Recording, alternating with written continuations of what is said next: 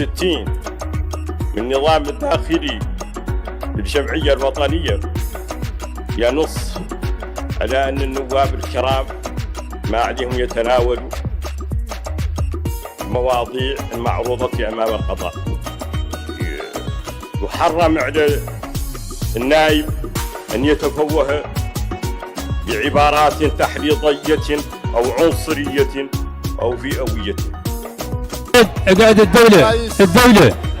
الدولة أنت مالك منها وبوك ما هو منها وتعرف أنت جيت وتعرف. Cela est une preuve de l'opacité et de la non-transparence et de la mauvaise gouvernance du gouvernement mauritanien. Un gouvernement incapable. وفلاني وصوننكي ووظفي وبولاري ما هو نيجر ده سيرفيس ما هو كلب حراسة العنصريتها ما توظفوا ولا تديروا في مكان ولا حتى تديروا في لائحة عندها. ولا يقول هون النائب مريم الشيخ قالت كلام الحراسة وانا قايل عند الوزارة كاملة عن سياسة الحراسة لا شيء كلام الحراسة. العصابات اللي مشبكة في الدولة وحاكمة الدولة ومنعت منطقة يقال لك فرق زينة على الدولة في الدولة. بالتي أحسن شدوا الأخبار بالقوة مستعد ما هو شيء ما بيعنه. جيش لا للبضاعة ما في الحراطين ولا في الكفار وممنوعين منه.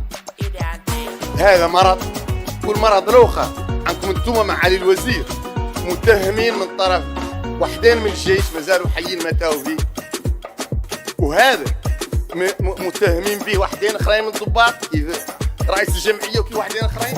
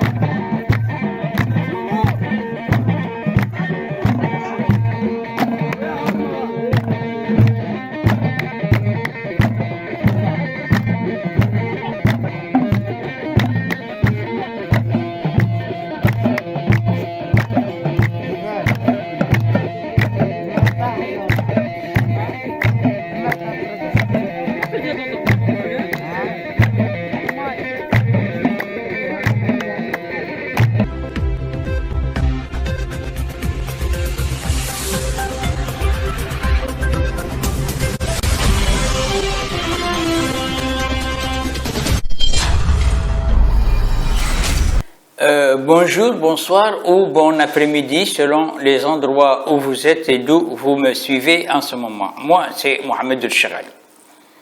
Pour ceux d'entre vous qui ne me connaissent pas, mon nom va s'afficher dans quelques instants sur cet écran. Je voudrais aujourd'hui aborder une chronique sur les événements qui se passent actuellement dans notre pays. Les événements qui sont la conséquence de la levée de l'immunité parlementaire de Biram Dah Abeid, le célèbre fondateur du mouvement IRA, qui est en conflit avec donc, le président d'un parti et qui est accusé donc, de diffamation.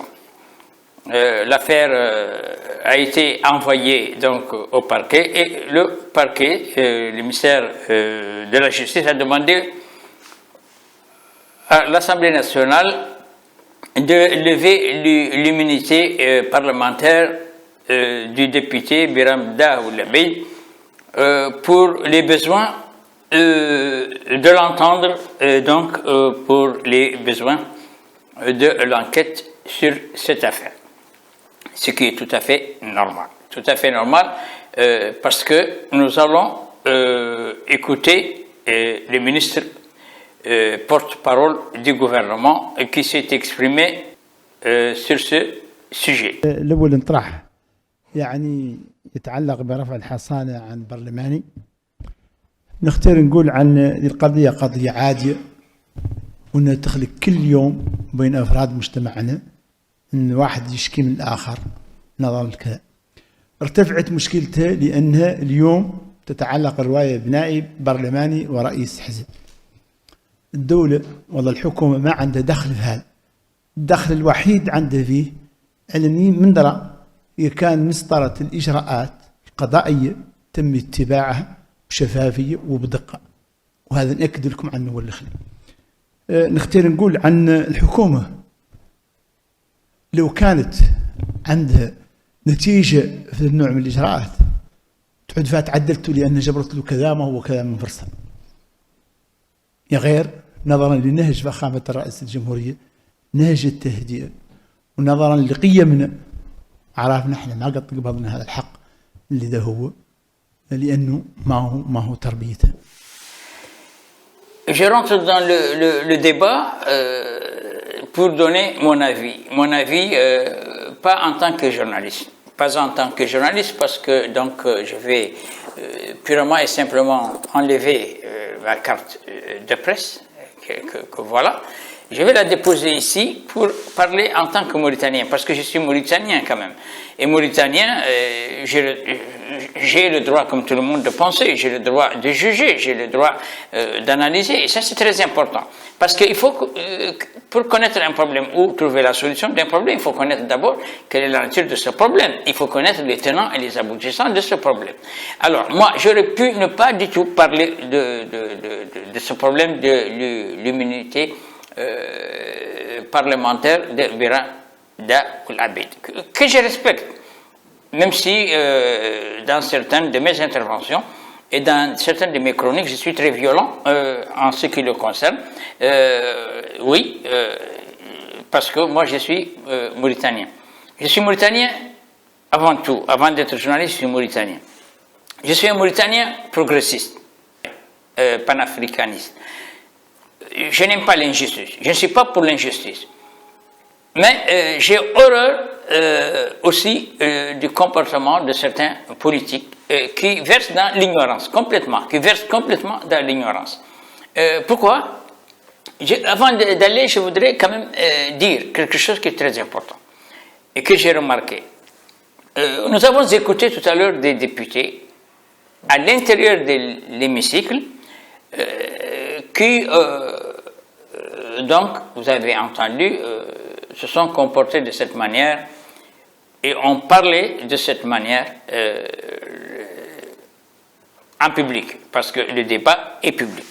وفلاني وصوننكي وولفي وبولاري ما هو كلب حراسة العنصريتها ما توظفوا عنكم انتم معالي الوزير متهمين من طرف وحدين من الجيش ما زالوا حيين متى الدولة انت مالك منها وبوك ما هو منها. Je voudrais dire que ces députés qui parlent sur ce ton avec cette violence inouïe, qui est une violence insolente, parce qu'on n'est plus dans le débat politique, là, on est dans l'insolence, on est dans un désordre fou où chacun peut dire ce qu'il veut. Mais d'accord, vous êtes des députés élus d'abord par des gens, et moi je ne suis pas d'accord avec certains d'entre eux qui disent que nous sommes députés élus par le peuple. Non, le peuple ne vous a pas élu. Il y a une partie du peuple qui vous a élu. Chaque député est élu par une partie du peuple. Parfois, les électeurs ont le même profil que le député. Donc le député, s'il est insolent, ou s'il est incontrôlable, ou s'il est mal éduqué, ça veut dire que ces électeurs aussi sont insolents, mal éduqués. C'est comme ça. C'est comme ça. Mais moi, je suis un peu quand même choqué par la déclaration du groupe parlementaire Tawassou, l'Espoir Mauritanie, Sawab, AJDMR, qui ont fait une déclaration hier, je pense. Qui ont fait une déclaration hier. Et dans cette déclaration, ils disent la décision soudaine et urgente du bureau de l'Assemblée nationale de lever l'immunité du député Biran Abed en réponse à la demande du pouvoir exécutif a choqué les groupes parlementaires des partis de l'opposition car c'est une évolution dangereuse et malheureuse qui reflète l'empiètement du pouvoir exécutif sur le pouvoir législatif, l'évident de ses fonctions constitutionnelles, sapant son prestige et insultant les législateurs. Et insultant les législateurs. Ils ont osé mettre cette expression, insultant les législateurs. Insultant les législateurs. Et quand le député, lui, insulte les gens, non, ce n'est pas une insulte. Non, ce n'est pas une insulte. Il ne considère pas ça comme une insulte. Et jamais, l'opposition, je n'ai jamais, et j'ai, alhamdoulilah, 70 ans maintenant, et je suis venu pour la première fois de ma vie dans un hémicycle pour couvrir les débats d'une assemblée nationale. C'était en 1975, quand Sall était président de l'Assemblée nationale. Donc, je connais bien les hémicycles, les gens dans les... Jamais on a entendu l'opposition dire quand un député est insolent, quand un député est mal éduqué, quand un député se comporte mal, on ne les a jamais vus faire donc une déclaration pour dire qu'ils sont contre ce comportement du député. Au contraire, quand un député crache sur le visage d'une personnalité publique, insulte le président de la République, insulte le Premier ministre, insulte n'importe quel ministre, ils se sentent plutôt bien. Parce que ce qui est dit par l'un d'eux reflète ce que veulent bien dire les autres. Qui sont parfois gênés parce qu'ils ne peuvent pas le dire simplement pour une raison ou pour autre. Mais je pense que ce comportement n'est pas un bon exemple. Parce que si vous considérez que vous êtes des élus du peuple, les gens à qui vous vous adressez, un ministre ou une personnalité publique à qui vous vous adressez, il fait partie de ce peuple. Et c'est un contribuable. Vous êtes payé sur l'argent des contribuables. Vous êtes payé sur l'argent des contribuables pour défendre les intérêts des citoyens. Défendre les intérêts des citoyens, arracher au système, au régime, au gouvernement, appelez-le comme vous voulez, ce que le peuple demande. Mais le peuple ne vous a jamais élu pour vous dire d'insulter le père ou la mère d'un responsable politique, d'un ministre ou d'une personnalité publique. Parce que parfois, celui qui a voté pour vous, c'est l'enfant du ministre que vous êtes en train d'insulter. Parfois, ceux qui ont voté pour vous, qui ont donné leur carte, shahadata, ceux qui ont voté pour vous, vous incitez leur père, vous incitez parfois leur mère, vous incitez leur oncle, vous incitez ça, et vous ne vous rendez pas compte. Et puis, entre nous, quand l'opposition veut bien crier au scandale, elle doit être en mesure de crier au scandale, parce que là, on est dans une opposition qui plutôt se retrouve plus et dans de meilleures conditions quand ils sont dans un environnement de haine et dans un environnement de calomnie, d'injures et tout ça. Ça ne règle pas les problèmes du pays. والحوارثي والمنقد والبيض والمولود واسع على الشعب فيصل عويقب انت والبيض ما يمكنش عندك الملفات العدل راك تحكم به القضاء عندك ذو قضاء ما له قضاء بني اسرائيل اللي الاقوياء فيهم والمحترمين والضعفاء فيهم ذبحوا ما هم مسؤولين عن شيء وانت وزير الداخليه ما تتطاير منك العنصريه وكره العبيد وكره الحراطين وكره الناس السود وكره الحق باط مالك متبارك مع البنوك متبارك مع الذهب متبارك تملى البناك وكونتاتك. نتكلم معاكم شوية بعجالة على قضية رفع الحصانات وقضية باطل بيرامة هذه على كل حال مهم على أن نعرف على أن الحصانة ما معناها الإمبينيتي. الحصانة ما معناها الإفلات من العقاب. البرلماني بشر وقد ارتكب الجرائم، وعضو الحكومة بشر وقد ارتكب جرائم، واخطر جرائم يرتكب البرلماني وأعضاء الحكومة والرؤساء من الجرائم اللي ارتكبوها البومدي السيزيام تيفون دي سيفي. إذا نعودوا متوافقين عليك. هاي الفكرة الأولى، أن البرلماني يسأل عما يفعل. كيف الرئيس في المادة 93 كيف الوزراء يقير عنده حصانة. قضية الحصانة ما معناها حصانة من المتابعة، لا معناها الامبينيتي، معناها حصانة معناها على أنه لا بد من توفر له الظروف اللي ينحمى اللي نعود أثناء أداء العمل. وبالتالي لين يقول البرلماني كلام راه هو حصانة من الكلام. حصانة البرلماني كيف حصانة المحامي. حصانة المحامي مرتبطة بالأودينس، إمينيتي دودينس. إلى المحامي يقول كلمة خاسرة لحد ما هو في أودينس ولا هو في هذا ما يقدر يتمسك بحصانة.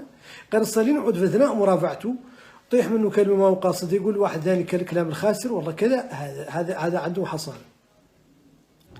البرلمان جاية من بارلي لليو اون بارل. اللي يعود البرلماني يتكلم في البرلمان عنده حصانة. قال يعود البرلماني ما يتكلم في البرلمان لا مشي هو دخل على مدة وتباركي يقول له مشي ما عنده حصانة ولا يقدر يتمسك بالحصانة. قضية بيرامة ذا الكلام المنسوب له ما عدلوا في البرلمان. ما عدلوا في البرلمان ولا عدلوا مناسبة نقاش. ما قالوا مناسبة نقاش قانوني، نقاش مشروع قانون والله مقترح قانون. دخل هو وقال راني في ذي الدقائق المخصصة لي لا نقول والمولود أعطاني كذا والله والمعمات أعطاني كذا والله كذا. إذن هذا نعود واضحين فيه.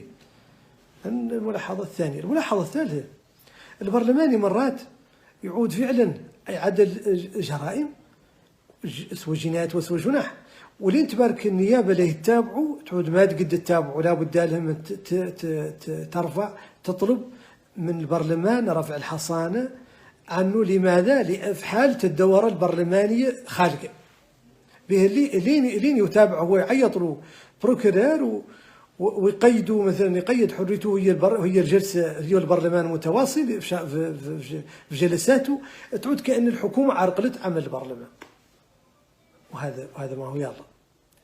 إذن اللي يتوفروا الشرطين اللي تعود إما الجلسة منعقدة مثلا الدورة منعقدة وبرلماني لا يتابعوه قال ما قدوا نعدلوها، يعود لابد لنا من نطلبوا من وزارة العدل تطلب رفع الحصانة على البرلماني اللي يمكن قدوا نتابعوه. إذا وافق عليها البرلمان نعدلوها، وإذا ما وافق عليها البرلمان خلوها إلين توفر الجلسة البرلمانية. رانا ما محتاجين لوزارة العدل ولا البرلمان طلب رفع الحصانة باللي هو في الفترة ما بين الدورتين هو ما يستفاد من الحصانة ولا هم يحزن. Nous avons beaucoup de problèmes à régler, beaucoup de problèmes. Kadiata Malik Diallo, qui est une députée que je respecte beaucoup et pour laquelle j'ai beaucoup d'admiration, j'ai jamais été contre le principe que Kadiata Malik Diallo n'a jamais cessé de crier pour l'égalité des Noirs dans ce pays. Monsieur le Premier ministre, dans 4 jours, notre pays va commémorer la fête de l'indépendance nationale. Le 28 novembre, que nous célébrions tous ensemble dans la joie et l'allégresse, est devenu un jour de deuil et de chagrin pour certains d'entre nous. Vous le savez, dans la nuit du 27 au 28 novembre 1990, des militaires mauritaniens, tous négro-africains, arrêtés et emprisonnés loin de leur lieu d'origine à Inal, ont été sauvagement assassinés par leurs frères d'armes. Parce que les Noirs, c'est vrai, ou certains d'entre eux sont opprimés. Et certains d'entre eux n'ont pas les mêmes chances égales que les autres composantes des autres communautés. Et particulièrement, ils n'ont pas la chance égale avec les Maures. Ça, c'est une réalité de ce pays. Nous le savons, tout le monde le sait, et nous luttons tous. Pas seulement les députés, il y a des journalistes, il y a des intellectuels, il y a des politiques, il y a des étudiants, qui luttent tous, comme Kadiata Malik Diallo, pour qu'il y ait l'égalité, la justice et l'égalité des chances pour toutes les composants de ce pays. Je voudrais dire, et le répéter, malgré que certains ne le comprennent pas, ne souhaitent pas le comprendre, que je n'ai jamais été, pendant la période de participation à ce régime-là, au courant, ni en ce qui concerne les manquements extrêmement graves contre nos compatriotes négro-mauritaniens, que ce soit en ce qui concerne le renvoi de Mauritaniens du sol mauritanien. Je me suis exprimé publiquement au Conseil des ministres à ce sujet. J'ai eu une altercation, il y a des témoins pour cela, avec l'ancien ministre de l'Intérieur, à ce sujet par rapport à ce qu'on racontait. Ce qu'on racontait, on n'avait pas d'informations. Et je voudrais saisir cette occasion, encore une fois, pour présenter mes excuses d'avoir participé cette période noire, cette période que certains appellent de braise, et effectivement, à ce système. Parce que si je l'avais su en âme et conscience, je demande pardon à Dieu d'abord. Et je demande pardon à mes compatriotes négro-mauritaniens. Voilà, yeah, voilà. Voilà, jamani jenga voilà. Voilà, kada ninyana voilà. Ah, yeah, waya sira.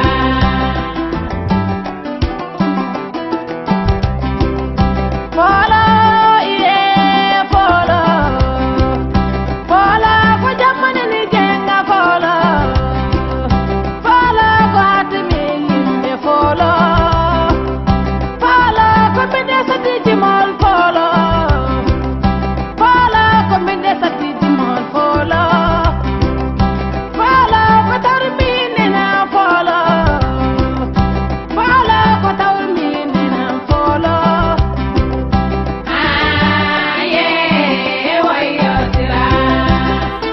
Alors, si je reviens sur ce communiqué dont j'étais en train de parler, ils disent, en effet, le débat politique doit toujours se dérouler dans les arènes politiques et non dans les salles d'audience. Ça, c'est de l'ignorance, c'est de l'ignorance.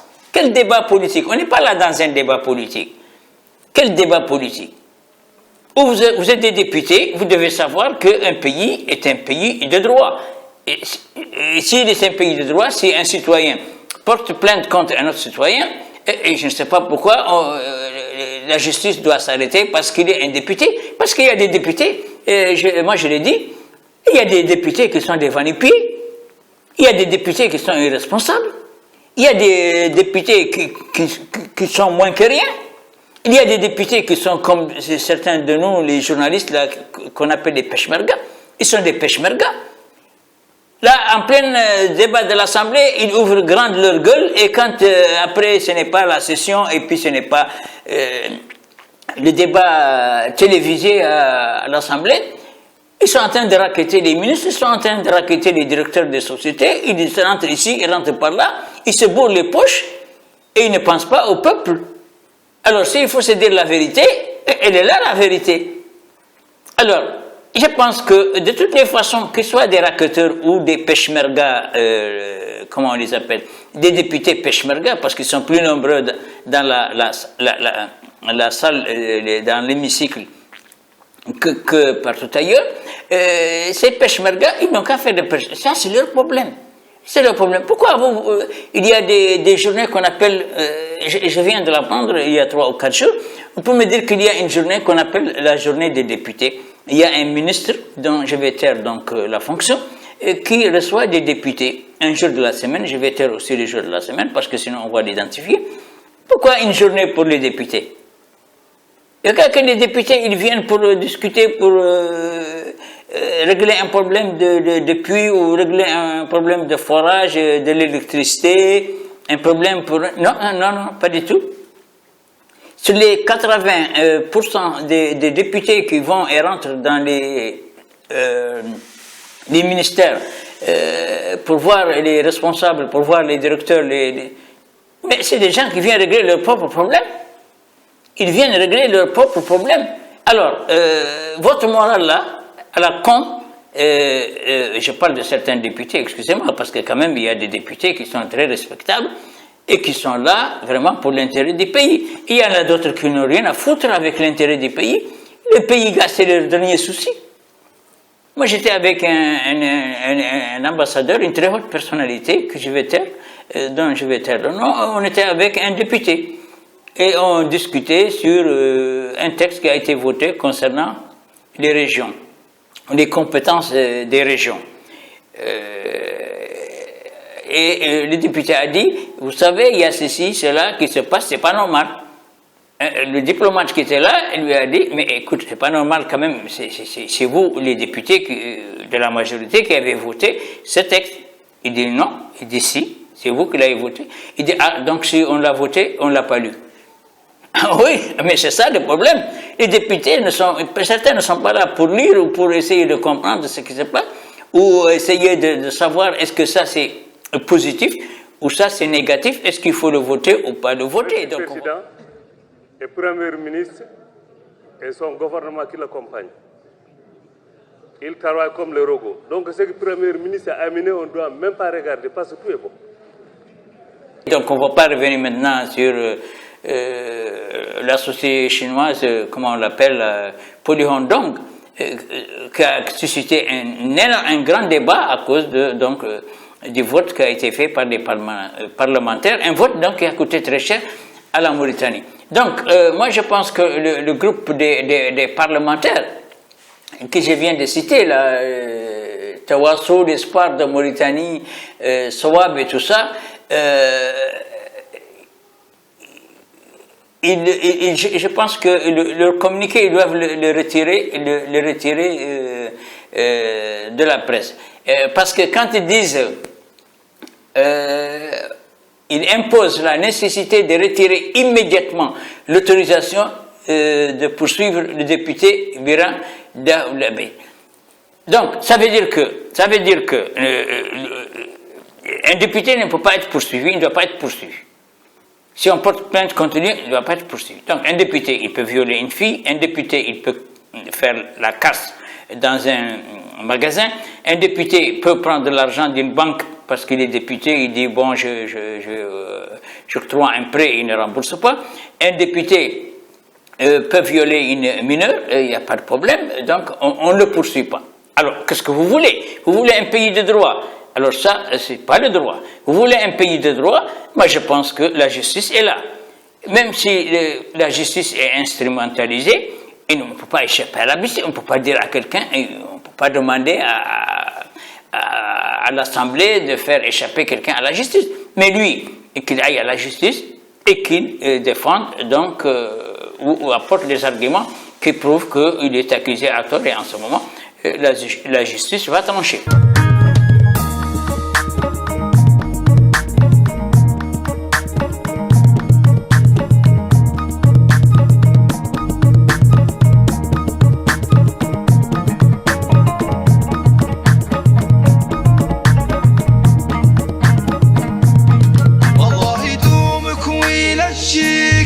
عمرك طوال ويتخطى إلي تعودي كلتي كاذيب والعجلان لا يتخطى. Mohamed Abdelaziz, l'ancien président, avait dit une fois quelque chose qui était très intéressant. Quand le débat était houleux sur le troisième mandat, il a été posé une question par mes confrères pour lui dire que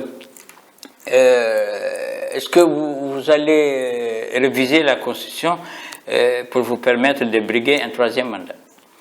Le président avait répondu, l'ancien président, il avait répondu pour dire la Constitution n'est pas le Coran. Ça c'est très clair, ce qu'il a dit est très clair. Donc, quand il dit que la Constitution n'est pas le Coran, ça veut dire que cette Constitution peut être changée. C'est vrai que la Constitution n'est pas le Coran. Alors moi, je vais demander, je vais aller plus loin que peut-être ce que Abdelaziz avait derrière le deux. Je vais demander au président Ghazouani, comme la Constitution n'est pas le Coran, je vais demander au président Ghazouani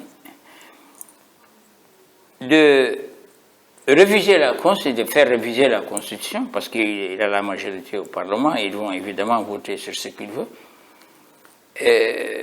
Réviser la Constitution et demander purement et simplement que cet article 50 soit abrogé et remplacé par un article qui dit qu'un député qui ne ferme pas sa grande gueule, il faut le mettre hors du Parlement et lui interdire de remettre les pieds. Ce serait bien comme ça.